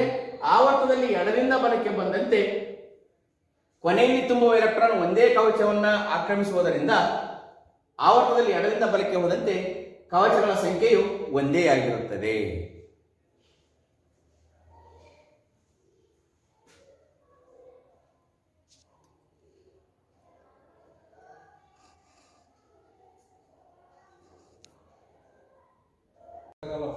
ಯಾಕಂದ್ರೆ ಮೊದಲಾದ್ರೂ ಹೇಳಬೇಕು ವಿದ್ಯಾರ್ಥಿ, ಇಲ್ಲಿ ನಾನು ಆವರ್ತಗಳಲ್ಲಿ ವೇಲೆನ್ಸಿ ಮತ್ತು ಕವಚವನ್ನು ವಿವರಿಸಿದೆ. ಒಂದು ಪ್ರಶ್ನೆ ಬರುತ್ತೆ, ಏನಪ್ಪಾ ಅಂತಂದ್ರೆ ಸೋಡಿಯಂ, ಮೆಗ್ನೀಸಿಯಂ, ಅಲ್ಯೂಮಿನಿಯಂಗಳನ್ನ ಮೂರನೇ ಆವರ್ತದಲ್ಲಿ ಇಡಲಾಗಿದೆ ಏಕೆ ಅಂತ ಪ್ರಶ್ನೆ ಬರುತ್ತೆ. ನಾವು ಎಲೆಕ್ಟ್ರಾನ್ ವಿನ್ಯಾಸವನ್ನ ಬರೆಯುವಾಗ ಕೊನೆಯಲ್ಲಿ ತುಂಬುವ ಎಲೆಕ್ಟ್ರಾನ್ ಯಾವ ಕವಚಕ್ಕೆ ಹೋಗಿದೆ ನೋಡಿ, ಇಲ್ಲಿ ಎಂ ಕವಚಕ್ಕೆ ಹೋಗಿದೆ. ಎಂ ಕವಚ ಎಷ್ಟನೇದಾಗಿದೆ ನಾವು ನಂಬರ್ ಕೊಡ್ಕೊಂತ ಬಂದಾಗ? ಕೆ ಒಂದನೇದು, ಎಲ್ ಎರಡನೇ ಕವಚ, ಎಂ ಮೂರನೇ ಕವಚ.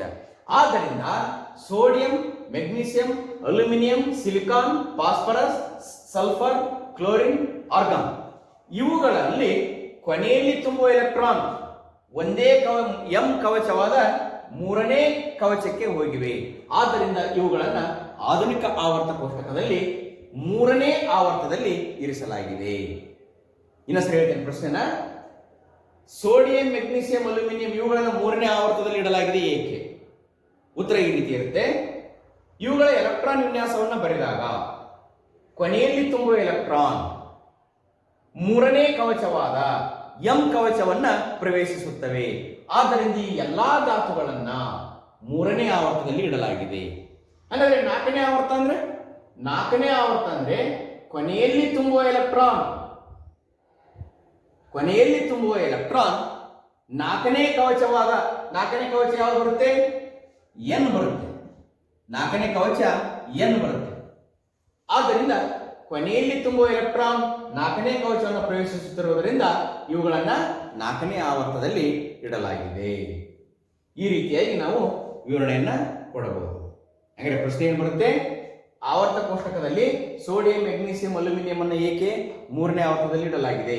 ಅದಕ್ಕೆ ಉತ್ತರವನ್ನ ಏನ್ ಹೇಳಬೇಕು ಅಂತಂದ್ರೆ, ಅವುಗಳ ಎಲೆಕ್ಟ್ರಾನ್ ವಿನ್ಯಾಸವನ್ನು ಬರೆದಾಗ ಕೊನೆಯಲ್ಲಿ ತುಂಬುವ ಎಲೆಕ್ಟ್ರಾನ್ ಮೂರನೇ ಆವರ್ತವಾದ ಎಂ ಕವಚಕ್ಕೆ ಅಥವಾ ಮೂರನೇ ಕವಚವಾದ ಎಂ ಕವಚವನ್ನು ಪ್ರವೇಶಿಸುತ್ತದೆ. ಆದ್ದರಿಂದ ಅವುಗಳನ್ನು ಮೂರನೇ ಆವರ್ತದಲ್ಲಿ ಇರಿಸಲಾಗಿದೆ. ಹೌದಾ? ಕ್ವಶನ್ 3. ವಿದ್ಯಾರ್ಥಿಗಳೇ, ನಿಮಗೆ ಇಲ್ಲಿ ಇನ್ನೊಂದು ಪ್ರಶ್ನೆ ಕೇಳಬಹುದು. ಹಾಗಾದ್ರೆ R B, S R, Y, Z R ಇವುಗಳನ್ನು 5ನೇ ಆವರ್ತದಲ್ಲಿ ಯಾಕೆ ಇಟ್ಟರು? ಹೌದಲ್ಲ ನಿಮ್ಮ ಪ್ರಶ್ನೆ? 5ನೇ ಆವರ್ತದಲ್ಲಿ ಯಾಕೆ ಇಟ್ಟರು ಅಂತಂದ್ರೆ, ಕೊನೆಯಲ್ಲಿ ತುಂಬುವ ಎಲೆಕ್ಟ್ರಾನ್ ವಿನ್ಯಾಸವನ್ನ ಬರೆಯುವಾಗ ಇಲ್ಲಿ ಬರೆದಲ್ಲ ಈ ಟೈಪು, ಕೊನೆಯಲ್ಲಿ ತುಂಬುವ ಎಲೆಕ್ಟ್ರಾನ್ 5ನೇ ಆವರ್ತವನ್ನು ಪ್ರವೇಶಿಸುತ್ತದೆ. ಆದ್ದರಿಂದ ಇವುಗಳನ್ನ 5ನೇ ಆವರ್ತದಲ್ಲಿ ಇರಿಸಲಾಗಿದೆ. ಅರ್ಥ ಆಯ್ತಲ್ಲ? ಇನ್ನು ಅದೇ ರೀತಿ 6ನೇ ಆವರ್ತದಲ್ಲಿ ಇವುಗಳನ್ನ ಯಾಕೆ ಇರಿಸಿದ್ರು? C S, B A, L A, H F ಇವುಗಳನ್ನ ಯಾಕೆ ಇರಿಸಿದ್ರು ಅಂತಂದ್ರೆ, ಕೊನೆಯಲ್ಲಿ ತುಂಬುವ ಎಲೆಕ್ಟ್ರಾನ್ 6ನೇ ಕವಚವನ್ನು ಪ್ರವೇಶಿಸುತ್ತದೆ. ಆದ್ದರಿಂದ ಇವುಗಳನ್ನ 6ನೇ ಆವರ್ತದಲ್ಲಿ ಇರಿಸಿದ್ರು. ಅರ್ಥ ಆಯ್ತಾ? ಯಾಕೆ ಹಂಗೆ ಯಾಕಾಗುತ್ತದು?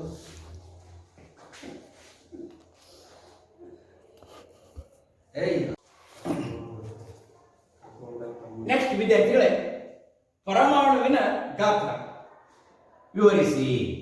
ಪರಮಾಣುವಿನ ಗಾತ್ರ ಗುಂಪಿನಲ್ಲಿ ಮತ್ತು ಆವರ್ತದಲ್ಲಿ ವಿವರಿಸಿ ಅಂತ ಪ್ರಶ್ನೆ ಬರುತ್ತೆ.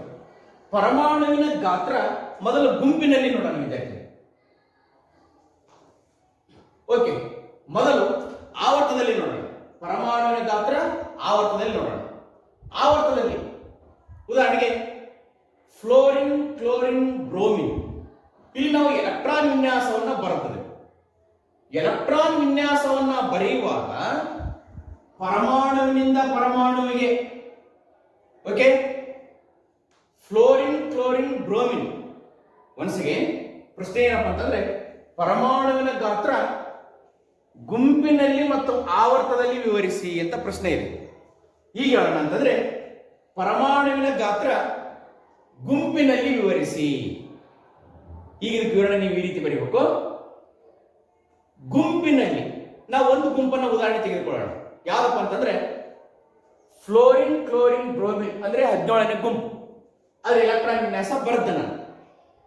ಗುಂಪಿನಲ್ಲಿ ಎಲೆಕ್ಟ್ರಾನ್ ವಿನ್ಯಾಸವನ್ನ ಬರೆಯುತ್ತಾ ಬಂದಾಗ ಕೊನೆಯಲ್ಲಿ ತುಂಬುವ ಎಲೆಕ್ಟ್ರಾನ್ ಧಾತುವಿನಿಂದ ಧಾತುವಿಗೆ ಅಥವಾ ಪರಮಾಣುವಿನಿಂದ ಪರಮಾಣುವಿಗೆ ಹೊಸ ಕವಚವನ್ನ ಪ್ರವೇಶಿಸುತ್ತವೆ.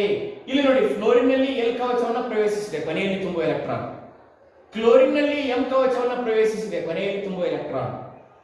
ಬ್ರೋಮಿನ್ ನಲ್ಲಿ ಕೊನೆಯಲ್ಲಿ ತುಂಬುವ ಎಲೆಕ್ಟ್ರಾನ್ ಎನ್ ಕವಚವನ್ನ ಪ್ರವೇಶ ಮಾಡಿದೆ ನೋಡಿ. ಆದ್ದರಿಂದ ಗುಂಪಿನಲ್ಲಿ ಮೇಲಿಂದ ಕೆಳಗೆ ಬಂದಂತೆ ಹೊಸದಾಗಿ ತುಂಬುವ ಎಲೆಕ್ಟ್ರಾನ್, ಕೊನೆಯಲ್ಲಿ ತುಂಬುವ ಎಲೆಕ್ಟ್ರಾನ್ ಹೊಸ ಕವಚವನ್ನ ಸೇರ್ಪಡೆಯಾಗುತ್ತವೆ. ಆದ್ದರಿಂದ ಗುಂಪಿನಲ್ಲಿ ಮೇಲಿಂದ ಕೆಳಗೆ ಬಂದಂತೆ ಕವಚದ ಸಂಖ್ಯೆಯಲ್ಲಿ ಹೆಚ್ಚುತ್ತಾ ಹೋಗುತ್ತದೆ. ಆಗ ಪರಮಾಣುವಿನ ಗಾತ್ರವು ಹೆಚ್ಚುತ್ತದೆ. ಹಾಗಾದರೆ ಪರಮಾಣುವಿನ ಗಾತ್ರ ಎಂದರೇನು? ಪರಮಾಣುವಿನ ಗಾತ್ರ ಎಂದರೆ ಪರಮಾಣುವಿನ ಕೇಂದ್ರ ಭಾಗವಾದ ನ್ಯೂಕ್ಲಿಯಸ್ನಿಂದ ಅತ್ಯಂತ ಹೊರ ಕವಚದ ನಡುವೆ ಇರುವ ಅಂತರಕ್ಕೆ ಅಥವಾ ರೇಡಿಯಸ್ಗೆ ಏನಂತ ಕರಿತೀವಿ ನಾವು ಅಂತಂದ್ರೆ ಪರಮಾಣುವಿನ ಗಾತ್ರ ಎಂದು ಕರೆಯುತ್ತೇವೆ.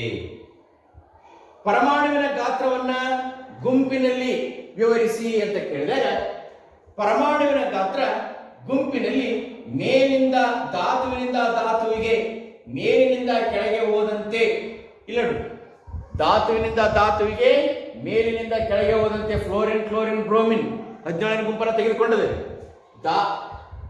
ಪರಮಾಣುವಿನ ಗಾತ್ರ ಗುಂಪಿನಲ್ಲಿ ಮೇಲಿನಿಂದ ಕೆಳಗೆ ಹೋದಂತೆ, ಧಾತುವಿನಿಂದ ಧಾತುವಿಗೆ ಹೋದಂತೆ ಕವಚಗಳ ಸಂಖ್ಯೆಯಲ್ಲಿ ಹೆಚ್ಚಾಗುತ್ತದೆ. ಪ್ರತಿ ಬಾರಿ ಒಂದೊಂದು ಕವಚ ಹೆಚ್ಚಾಗುತ್ತದೆ. ಆಗ ಆಗ ನ್ಯೂಕ್ಲಿಯಸ್ ಮತ್ತು ಅತ್ಯಂತ ಹೊರ ಕವಚದ ನಡುವೆ ಇರುವ ಅಂತರವು ಹೆಚ್ಚಾಗುತ್ತದೆ. ಆಗ ಪರಮಾಣುವಿನ ಗಾತ್ರವು ಗುಂಪಿನಲ್ಲಿ ಮೇಲಿಂದ ಕೆಳಗೆ ಹೋದಂತೆ ಹೆಚ್ಚುತ್ತದೆ. ಉದಾಹರಣೆ, ನೀವು ಇದನ್ನ ಬರಿಬೇಕಾಗುತ್ತೆ ವಿದ್ಯಾರ್ಥಿಗಳು. ಏನ್ ಬರಿಬೇಕು ನೀವು ಅಂತಂದ್ರೆ ಇದನ್ನ ಬರೀರಿ. ಫ್ಲೋರಿನಿಂದ ಎಲೆಕ್ಟ್ರಾನ್ ವಿನ್ಯಾಸ ಬರೀರಿ, ಕ್ಲೋರಿನಿಂದ ಎಲೆಕ್ಟ್ರಾನ್ ವಿನ್ಯಾಸ ಬರೀರಿ, ಬ್ರೋಮಿನಿಂದ ಎಲೆಕ್ಟ್ರಾನ್ ವಿನ್ಯಾಸ ಬರೀರಿ. ಬರೆದು ಈ ರೀತಿ ಕವಚಗಳನ್ನು ಕೂಡ ಹಾಕಬೇಕು. ಅಂದರೆ ಗುಂಪಿನಲ್ಲಿ ಪರಮಾಣುವಿನ ಗಾತ್ರವನ್ನು ವಿವರಿಸಿ. ಇದು ಪುತ್ರ ಈ ರೀತಿ ಬರಬೇಕು. ಮತ್ತೆ ಪರಮಾಣುವಿನ ಗಾತ್ರವೆಂದರೆ ನ್ಯೂಕ್ಲಿಯಸ್ ಮತ್ತು ಅತ್ಯಂತ ಹೊರಗಿನ ಕವಚದ ನಡುವಿರುವ ಅಂತರ. ಪರಮಾಣುವಿನ ಗಾತ್ರ ಗುಂಪಿನಲ್ಲಿ ಮೇಲಿಂದ ಕೆಳಗೆ ಹೋದಂತೆ ಪ್ರತಿ ಧಾತುವಿನಿಂದ ಧಾತುವಿಗೆ ಒಂದು ಕವಚ ಹೆಚ್ಚಾಗುತ್ತದೆ. ಆಗ ಪರಮಾಣುವಿನ ಗಾತ್ರವು ಹೆಚ್ಚಾಗುತ್ತದೆ. ಆದ್ದರಿಂದ ಗುಂಪಿನಲ್ಲಿ ಮೇಲಿನಿಂದ ಕೆಳಗೆ ಬಂದಂತೆ ಪರಮಾಣುವಿನ ಗಾತ್ರ ಹೆಚ್ಚುತ್ತದೆ. ಅದೇ ರೀತಿ ಆವರ್ತದಲ್ಲಿ ಪರಮಾಣುವಿನ ಗಾತ್ರವನ್ನು ಬರೆಯಿರಿ ಅಂತ ಕೇಳಿದಾಗ ಇಲ್ಲಿ ಆವರ್ತದಲ್ಲಿ ನಾನು 2 ಧಾತುಗಳ ಎಲೆಕ್ಟ್ರಾನ್ ವಿನ್ಯಾಸವನ್ನ ಬರೆದುಕೊಂಡಿದ್ದೀನಿ.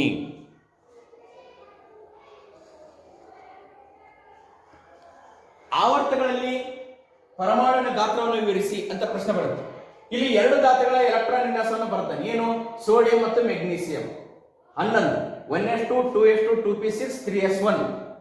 ಇಲ್ಲಿ ಆಮೇಲೆ ಮೆಗ್ನೀಸಿಯಂ ಬರುತ್ತಾನೆ 12 1s2 2s2 2p6 3s2. ಇದು ಕೆ ಕವಚ, ಇದು ಎಲ್ ಕವಚ, ಇದು ಎಂ ಕವಚ. ಕೆ 1ನೇ ಕವಚ, ಎಲ್ 2ನೇ ಕವಚ, ಎಂ 3ನೇ ಕವಚ. ಈ ರೀತಿ ಉದಾಹರಣೆ ಬರ್ಕೋಬೇಕು. ನಂತರ ಇಲ್ಲಿ ನೋಡಿ, ಪ್ರತಿ ಬಾರಿ ಕೊನೆಯಲ್ಲಿ ತುಂಬುವ ಎಲೆಕ್ಟ್ರಾನ್ ಒಂದೇ ಕವಚವನ್ನು ಪ್ರವೇಶ ಮಾಡಿದೆ. ಇಲ್ಲಿ 3ನೇ ಕವಚ ಎಂ ಕವಚವನ್ನು ಪ್ರವೇಶ ಮಾಡಿದೆ 2 ಧಾತುಗಳಿಗೆ. ಆದ್ದರಿಂದ ಆವರ್ತದಲ್ಲಿ ಎಡದಿಂದ ಬಲಕ್ಕೆ ಹೋದಂತೆ ಹೊಸದಾಗಿ ತುಂಬುವ ಎಲೆಕ್ಟ್ರಾನ್ ಒಂದೇ ಕವಚವನ್ನು ಪ್ರವೇಶಿಸುತ್ತದೆ. ಆಗ ಪರಮಾಣುವಿನ ಗಾತ್ರದಲ್ಲಿ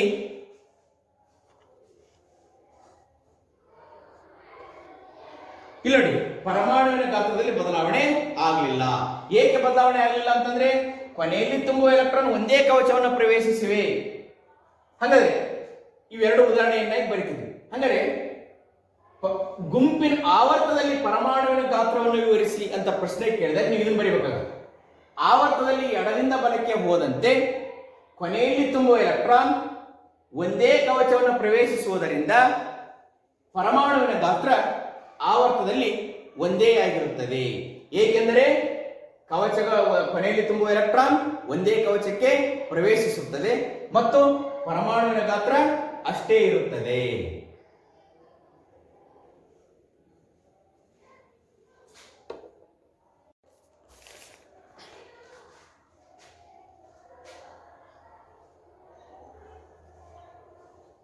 ವಿದ್ಯಾರ್ಥಿಗಳು, ಈಗ ಎಲೆಕ್ಟ್ರಾನ್ಗಳನ್ನ ಕಳೆದುಕೊಳ್ಳುವ ಪ್ರವೃತ್ತಿ, ಎಲೆಕ್ಟ್ರಾನ್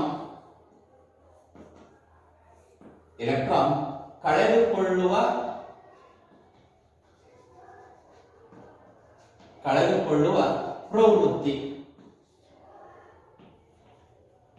ಪ್ರವೃತ್ತಿಯನ್ನ ವಿವರಿಸಿ. ಮೊದಲು ಎಲ್ಲಿ ವಿವರಿಸೋಣ?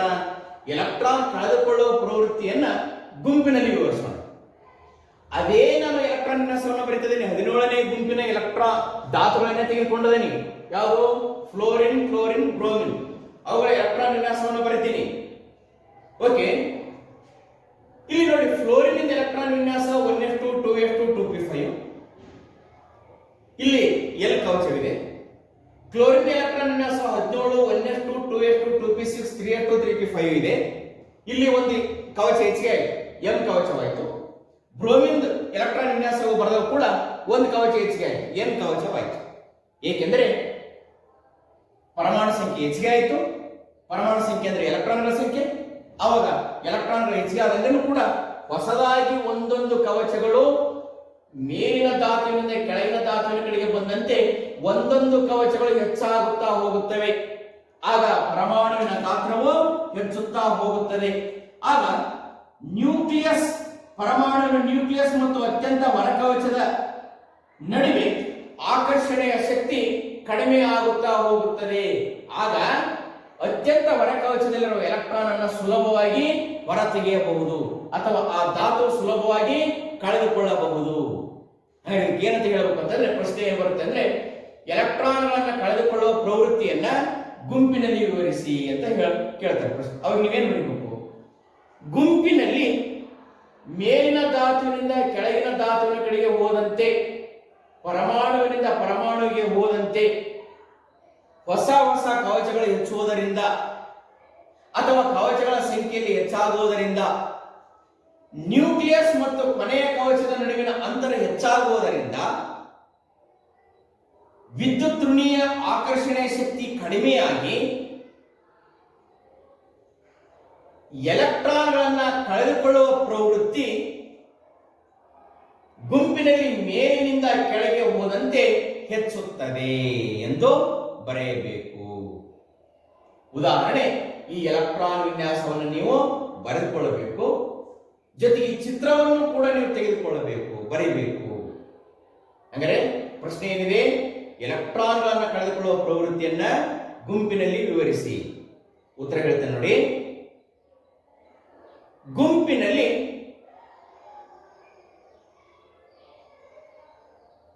ಮೇಲಿನಿಂದ ಕೆಳಗೆ ಹೋದಂತೆ, ಧಾತುವಿನಿಂದ ಧಾತುವಿಗೆ ಹೋದಂತೆ ಹೊಸದಾಗಿ ಪ್ರವೇಶ ಮಾಡುವ ಎಲೆಕ್ಟ್ರಾನ್ಗಳು ಹೊಸ ಕವಚವನ್ನು ಪ್ರವೇಶಿಸುತ್ತವೆ. ಆಗ ಪ್ರತಿಯೊಂದು ಧಾತುವಿನಿಂದ ಧಾತುವಿಗೆ ಒಂದು ಕವಚ ಹೆಚ್ಚಾಗುತ್ತಾ ಹೋಗುತ್ತದೆ. ಆಗ ನ್ಯೂಕ್ಲಿಯಸ್ ಮತ್ತು ಅತ್ಯಂತ ಹೊರ ಕವಚದ ನಡುವೆ ಇರುವ ಎಲೆಕ್ಟ್ರಾನ್ನ ವಿದ್ಯುತ್ ಆಕರ್ಷಣೀಯ ಶಕ್ತಿ ಕಡಿಮೆಯಾಗುತ್ತಾ ಹೋಗುತ್ತದೆ. ಆಗ ಎಲೆಕ್ಟ್ರಾನ್ಗಳನ್ನು ಕಳೆದುಕೊಳ್ಳುವ ಪ್ರವೃತ್ತಿ ಹೆಚ್ಚುತ್ತಾ ಹೋಗುತ್ತದೆ. ಹಾಗಾದ್ರೆ ಇನ್ನೊಂದು ಪ್ರಶ್ನೆ, ಎಲೆಕ್ಟ್ರಾನ್ಗಳನ್ನು ಕಳೆದುಕೊಳ್ಳುವ ಪ್ರವೃತ್ತಿ ಆವರ್ತದಲ್ಲಿ ವಿವರಿಸಿ ಅಂತ ಪ್ರಶ್ನೆ ಬಂತು. ಆವರ್ತ ಅಂದ್ರೆ ಅಡ್ಡ ಸಾಲುಗಳು. ಇಲ್ಲಿ ಆವರ್ತ ಅಂದ್ರೆ ನಾವು ಮೂರನೇ ಆವರ್ತವನ್ನು ತೆಗೆದುಕೊಳ್ಳೋಣ, ಸೋಡಿಯಂ ಮೆಗ್ನೀಸಿಯಂ ಅನ್ನು ತೆಗೆದುಕೊಳ್ಳೋಣ. ಇಲ್ಲಿ ನೋಡಿ, ಎಲೆಕ್ಟ್ರಾನ್ಗಳನ್ನು ಕಳೆದುಕೊಳ್ಳುವ ಪ್ರವೃತ್ತಿ ಆವರ್ತದಲ್ಲಿ ಅಂದ್ರೆ ಏನಾಗುತ್ತೆ? ನಾ ಈ ಎಲೆಕ್ಟ್ರಾನ್ ವಿನ್ಯಾಸ ಬರ್ತೇನೆ.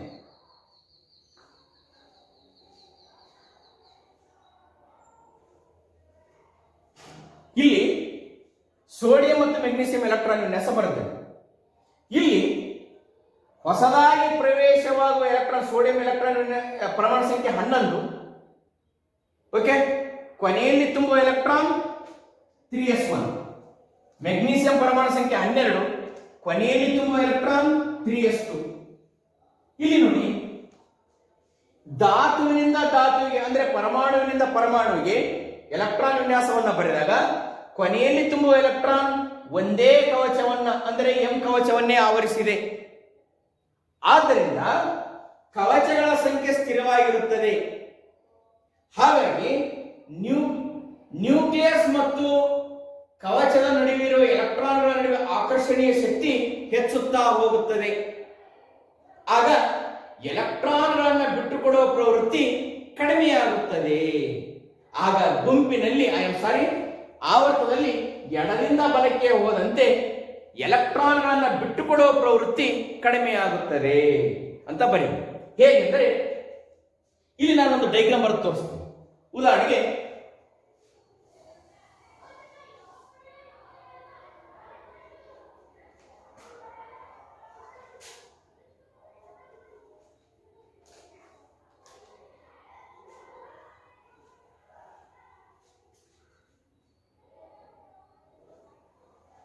ಇಲ್ಲೊಂದು ಸಣ್ಣದಾಗಿ ಡೈಗ್ರಾಮ್, ಇದು ನ್ಯೂಕ್ಲಿಯಸ್ ಅಂತ ಇಟ್ಕೊಳ್ಳೋಣ. ಸೋಡಿಯಂ ಇಂದು ಒಂದನೇ ಕವಚ, ಇದು ಕೆ ಕವಚ, ಕೆ ಇದು ಎಲ್ ಕವಚ, ಎಲ್ ಅಂತ ತಿಳ್ಕೊಳ್ಳೋಣ. ಇದು ಕೊನೆಗಿರ್ತಕ್ಕಂಥದ್ದು ಎಂ ಕವಚ, ಎಂ ಕವಚ. ಇಲ್ಲಿ ಕೊನೆಯಲ್ಲಿ ತುಂಬುವ ಎಲೆಕ್ಟ್ರಾನ್ಗಳು ಸೋಡಿಯಂಗೂ ಮತ್ತು ಮೆಗ್ನೀಸಿಯಂಗೂ ಒಂದೇ ಕವಚವನ್ನು ಪ್ರವೇಶಿಸಿವೆ. ಇಲ್ಲಿ ಎಲೆಕ್ಟ್ರಾನ್ಗಳು ಹೆಚ್ಚಾದಂತೆ ಇಲ್ಲಿ ಕೇಂದ್ರದಲ್ಲಿ ನ್ಯೂಕ್ಲಿಯಸ್ ನಲ್ಲಿ ಪ್ರೋಟಾನ್ಗಳು ಇರ್ತದೆ, ಪಾಸಿಟಿವ್ ಚಾರ್ಜ್. ಇಲ್ಲಿ ಎಲೆಕ್ಟ್ರಾನ್ ನೆಗೆಟಿವ್ ಚಾರ್ಜ್. ಇವುಗಳ ನಡುವಿನ ಆಕರ್ಷಣೆಯ ಶಕ್ತಿ ಹೆಚ್ಚಾಗುತ್ತದೆ. ಆದ್ದರಿಂದ ಈ ಎಲೆಕ್ಟ್ರಾನ್ ಅನ್ನ ಸುಲಭವಾಗಿ ಬಿಟ್ಟುಕೊಡಲು ಸಾಧ್ಯವಿಲ್ಲ. ಅರ್ಥ ಆಯ್ತಲ್ಲ? ಹಂಗಾದ್ರೆ ಎಲೆಕ್ಟ್ರಾನ್ ಕಳೆದುಕೊಳ್ಳುವ ಪ್ರವೃತ್ತಿಯನ್ನ ಆವರ್ತದಲ್ಲಿ ವಿವರಿಸಿ ಅಂತ ಹೇಳಿ ಪ್ರಶ್ನೆ ಬಂದಾಗ ನೀವು ಈ ಉತ್ತರವನ್ನು ಬರೀಬೇಕು. ಬರ್ಕೊಳ್ರಿ. ಆವರ್ತದಲ್ಲಿ ಎಡದಿಂದ ಬಲಕ್ಕೆ ಹೋದಂತೆ, ಧಾತುವಿನಿಂದ ಧಾತುವಿಗೆ ಅಥವಾ ಪರಮಾಣುವಿನಿಂದ ಪರಮಾಣುವಿಗೆ ಎಲೆಕ್ಟ್ರಾನ್ಗಳ ಸಂಖ್ಯೆ ಹೆಚ್ಚಾಗುತ್ತಾ ಹೋದಂತೆ ಕೊನೆಯಲ್ಲಿ ತುಂಬುವ ಎಲೆಕ್ಟ್ರಾನ್ ಒಂದೇ ಒಂದೇ ಕವಚವನ್ನು ಪ್ರವೇಶಿಸುತ್ತವೆ.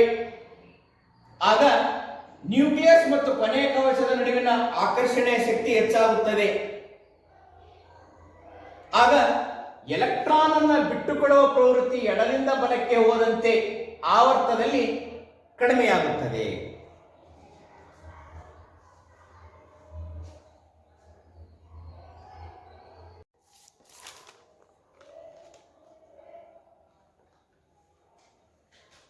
ವಿದ್ಯಾರ್ಥಿಗಳು, ಲೋಹೀಯ ಗುಣ, ಅಲೋಹೀಯ ಗುಣ. ಲೋಹೀಯ ಗುಣ ಅಂದ್ರೆ ಏನು?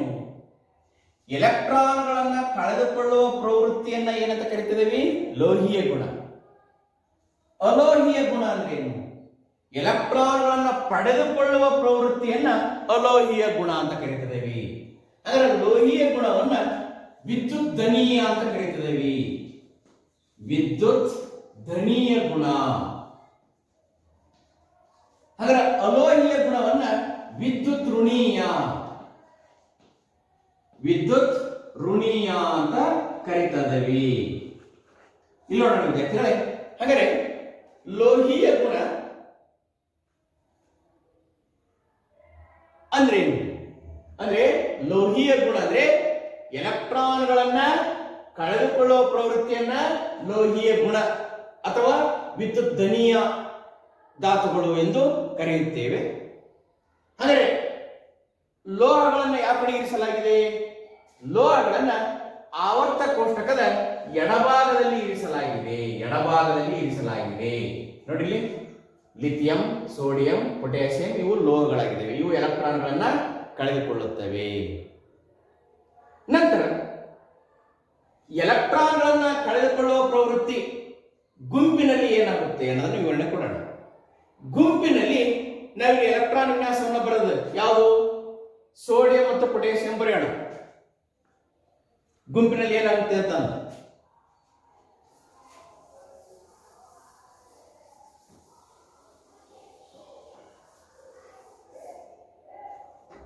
ಸೋಡಿಯಂ Na, ಇದರ ಪರಮಾಣು ಸಂಖ್ಯೆ 11. ಎಲೆಕ್ಟ್ರಾನ್ ವಿನ್ಯಾಸ 1s2 2s2 2p6 3s1. Potassium K ಬರಿತೀನಿ.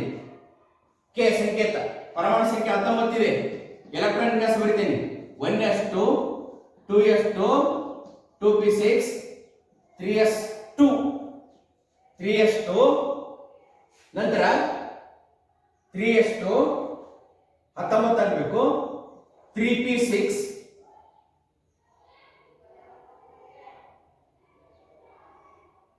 10 3p6 3d 1.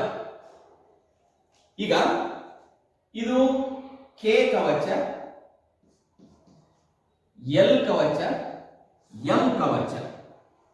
ಓಕೆ, ಇಲ್ಲಿ ಲೋಹೀಯ ಗುಣ ಅಂದ್ರೆ ಎಲೆಕ್ಟ್ರಾನ್ಗಳನ್ನ ಕಳೆದುಕೊಳ್ಳುವ ಗುಣ. ಇಲ್ಲಿ ಗುಂಪಿನಲ್ಲಿ ಮೇಲಿಂದ ಕೆಳಗೆ ಹೋದಂತೆ ಧಾತುವಿನಿಂದ ಧಾತುವಿಗೆ ಎಲೆಕ್ಟ್ರಾನ್ಗಳು ಹೆಚ್ಚುತ್ತಾ ಹೋಗುತ್ತವೆ. ಆಗ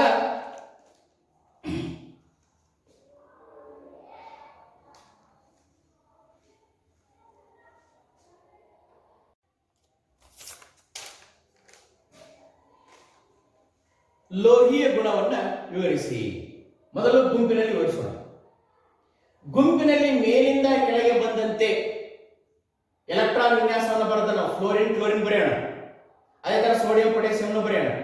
ಗುಂಪಿನಲ್ಲಿ ಎಲೆಕ್ಟ್ರಾನ್ ವಿನ್ಯಾಸವನ್ನು ಬರೆದಾಗ ಧಾತುವಿನಿಂದ ಧಾತುವಿಗೆ ಒಂದೊಂದು ಕವಚ ಹೆಚ್ಚಾಗಿದೆ.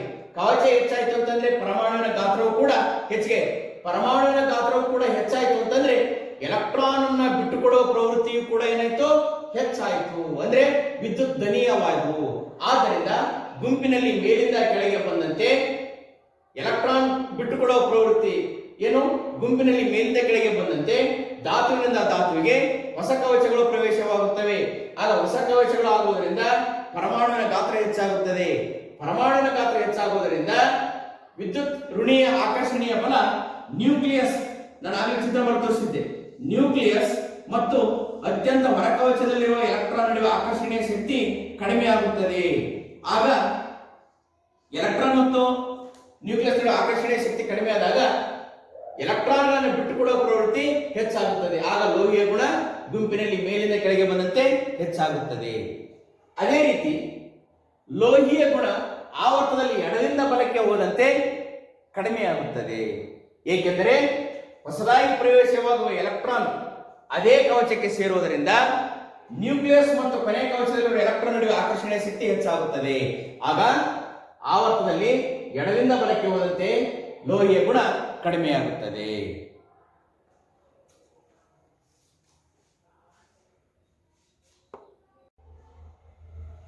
ವಿದ್ಯಾರ್ಥಿಗಳೇ, ಲೋಹಗಳು, ಅಲೋಹಗಳು ಮತ್ತು ಲೋಹಾಭಗಳೆಂದು ಆಧುನಿಕ ಆವರ್ತ ಕೋಷ್ಟಕದಲ್ಲಿ ಬೇರ್ಪಡಿಸಲಾಗಿದೆ. ಲೋಹಗಳು ಅಂದ್ರೆ ಏನು? ಆವರ್ತ ಕೋಷ್ಟಕದ ಎಡಭಾಗದಲ್ಲಿರುವ ಧಾತುಗಳು, ಅವುಗಳನ್ನು ಲೋಹಗಳು ಅಂತ ಕರೀತೇವೆ. ಇಲ್ಲಿ ಯಾವ ಲೋಹಗಳು? ಒಂದನೇ ಗುಂಪು ಮತ್ತು ಎರಡನೇ ಗುಂಪಿನವನ್ನ ಲೋಹಗಳು ಅಂತ ಕರೀತಾ ಇದ್ದೇವೆ. ಲೋಹಗಳು ವಿದ್ಯುತ್ ದನೀಯವಾಗಿದ್ದಾವೆ, ಅಂದ್ರೆ ಎಲೆಕ್ಟ್ರಾನ್ ಅನ್ನ ಸುಲಭವಾಗಿ ಬಿಟ್ಟುಕೊಡುವ ಧಾತುಗಳನ್ನ ಲೋಹಗಳು ಅಂತ ಕರೀತಾರೆ. ಅಂದ್ರೆ ಅಲೋಹಗಳು ಅಂದ್ರೆ ಏನು? ಆವರ್ತ ಕೋಷ್ಟಕದ ಬಲಭಾಗದಲ್ಲಿರುವ, ಇಲ್ಲಿ ಉದಾಹರಣೆಗೆ ಸಲ್ಫರ್, ಕ್ಲೋರಿನ್ ಇವೆಲ್ಲ ಅಲೋಹಗಳಾಗಿದ್ದಾವೆ. ಇವುಗಳನ್ನು ಆವರ್ತ ಕೋಷ್ಟಕದ ಬಲಭಾಗದಲ್ಲಿ ಇರಿಸಲಾಗಿದೆ. ಇವು ವಿದ್ಯುತ್ ಋಣೀಯ, ಅಂದರೆ ಎಲೆಕ್ಟ್ರಾನ್ಗಳನ್ನ ಸ್ವೀಕರಿಸುವ ಧಾತುಗಳಾಗಿದ್ದಾವೆ. ಅಂದರೆ ಲೋಹಗಳಂದ್ರೇನು? ಲೋಹಗಳಂತಂದ್ರೆ ಎಲೆಕ್ಟ್ರಾನ್ಗಳನ್ನು ಸುಲಭವಾಗಿ ಬಿಟ್ಟುಕೊಡುವ ಧಾತುಗಳು ಅಥವಾ ವಿದ್ಯುತ್ ಧನೀಯ ಧಾತುಗಳನ್ನ ಲೋಹಗಳಂತ ಕರೀತಿದ್ದೇವೆ. ಉದಾಹರಣೆಗೆ ಆವರ್ತ ಕೋಷ್ಟಕದ ಎಡಭಾಗದಲ್ಲಿದ್ದಾವೆ. ಉದಾಹರಣೆಗೆ ಸೋಡಿಯಂ ಮತ್ತು ಮೆಗ್ನೀಸಿಯಂ. ಅಲೋಹಗಳಂದ್ರೇನು? ಆವರ್ತ ಕೋಷ್ಟಕದ ಬಲಭಾಗದಲ್ಲಿರುವ, ಉದಾಹರಣೆ ಫಾಸ್ಫರಸ್ ಮತ್ತು ಸಲ್ಫರ್, ಮತ್ತು ಎಲೆಕ್ಟ್ರಾನ್ಗಳನ್ನು ಸ್ವೀಕರಿಸುವ ಅಂದರೆ ವಿದ್ಯುತ್ ಋಣೀಯ ಧಾತುಗಳನ್ನ ಅಲೋಹಗಳು ಅಂತ ಕರೀತಾರೆ. ಇವುಗಳನ್ನ ಆವರ್ತ ಕೋಷ್ಟಕದ ಬಲಭಾಗದಲ್ಲಿ ಇರಿಸಲಾಗಿದೆ. ಇನ್ನು ವಿದ್ಯಾರ್ಥಿಗಳು, ಇಲ್ಲಿ ಒಂದು ಅಂಕುಡೊಂಕಾದ ಗೆರೆಯನ್ನು ನೋಡ್ತಾ ಇದ್ದೀರಿ ನೀವು. ಆ ಅಂಕುಡೊಂಕಾದ ಗೆರೆಯ ಪಕ್ಕ ಏನಿದೆಯಪ್ಪ ಅಂತಂದ್ರೆ boron, silicon, germanium, arsenic, antimony ಈ ರೀತಿ ಧಾತುಗಳನ್ನ ತೋರಿಸಲಾಗಿದೆ. ಈ ಧಾತುಗಳು ಯಾಕೆ ಇಲ್ಲಿ ತೋರಿಸಲಾಗಿದೆ ಅಂತಂದ್ರೆ ಇವುಗಳನ್ನ ಲೋಹಾಭಗಳು ಅಂತ ಕರಿತಾ ಇದ್ದೇವೆ. ಯಾಕೆ ಲೋಹಾಭಗಳು ಅಂತ ಕರಿತೇವೆ ಅಂತಂದ್ರೆ ಇವು ಲೋಹ ಮತ್ತು ಅಲೋಹಗಳನ್ನ ಪ್ರತ್ಯೇಕಿಸುತ್ತವೆ ಮತ್ತು ಲೋಹ ಮತ್ತು ಅಲೋಹಗಳ ಎರಡೂ ಗುಣಗಳನ್ನ ಹೊಂದಿರುತ್ತವೆ. ಉದಾಹರಣೆಗೆ ಬೋರಾನ್, ಸಿಲಿಕಾನ್, ಆರ್ಸೆನಿಕ್ ಮತ್ತು ಆಂಟಿಮನಿ ಅಂಕುಡೊಂಕಾದ ಗೆರೆಯಲ್ಲಿಯೇ ಇವೆ. ಪ್ರಶ್ನೆ ಏನಪ್ಪ ಅಂತಂದ್ರೆ ಲೋಹಾಭಗಳು ಎಂದರೇನು? ಲೋಹ ಮತ್ತು ಅಲೋಹಗಳನ್ನು ಪ್ರತ್ಯೇಕಿಸುವ ಅಂಕುಡೊಂಕಾದ ಗೆರೆಯ ಮೂಲಕ ಆಧುನಿಕ ಆವರ್ತ ಕೋಷ್ಟಕದಲ್ಲಿರುವ ಲೋಹ ಮತ್ತು ಅಲೋಹಗಳ ಎರಡೂ ಗುಣಗಳನ್ನು ಹೊಂದಿರುವ ಧಾತುಗಳನ್ನು ಲೋಹಾಭಗಳು ಎಂದು ಕರೆಯುತ್ತೇವೆ. ಉದಾಹರಣೆ ಬೋರಾನ್, ಸಿಲಿಕಾನ್, ಜರ್ಮೇನಿಯಂ, ಆಂಟಿಮನಿ.